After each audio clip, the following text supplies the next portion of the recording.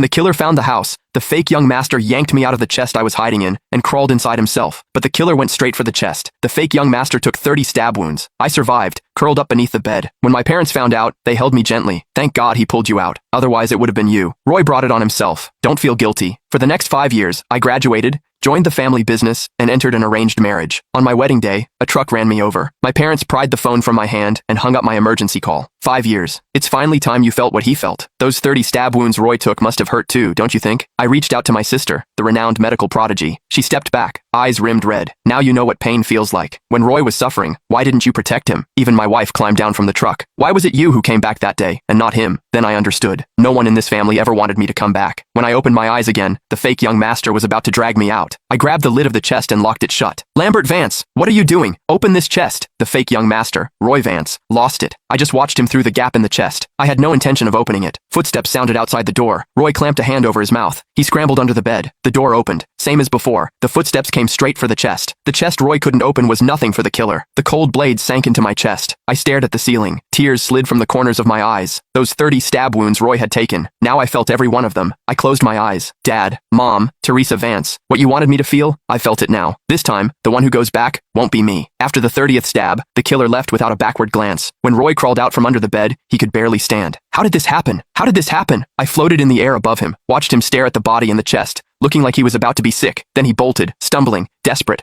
running home to beg our parents for help. I watched his staggering figure disappear. A bitter laugh escaped me. This time, they'd finally get what they always wanted. I had always believed that as the Vance family's real son, lost for 20 years, the fact that I survived should have meant something, that my family would at least be relieved. It wasn't until the moment I died that I realized this family had never been mine, and no one, not a single person, had ever wished that I was the one who came back. Sure enough, the instant they saw it was Roy stepping off the vehicle, the whole family's eyes went red with tears. No scanning the road like last time, no hesitation. They threw themselves at him without a second thought, pulling Roy into their arms. Roy's safe. Oh, you scared mommy half to death. It wasn't fair. In my previous life, the first thing they'd asked me was where my brother was. Only after Teresa checked Roy over and confirmed he wasn't hurt, did the family finally exhale. Then, someone glanced toward the vehicle. Where's your brother? Why didn't he come back with you? Roy's gaze flickered. When the intruder came, he shoved me forward and jumped out the window to save himself. What? Mom's hands rested on Roy's shoulders. The worry on her face curdled into a sigh of disgust. That's exactly the kind of thing he'd do. I froze in midair. I turned to look at the others. Dad's expression went cold. I knew he had some issues with Roy, but this is beyond the pale. I thought he was just being difficult. I never imagined he was capable of something this inhuman. Teresa said nothing. She simply steadied Roy's trembling body. Let Roy rest first. I drifted to the doorway of Roy's room. From inside came the muffled sound of a phone call. What kind of hitman did you hire? He just walked in and started stabbing without even checking who it was. This was supposed to be an act. He was supposed to puncture the blood packs I was wearing so it'd look like that bastard hired someone to kill me. Now the guy's actually dead. How am I supposed to clean this up?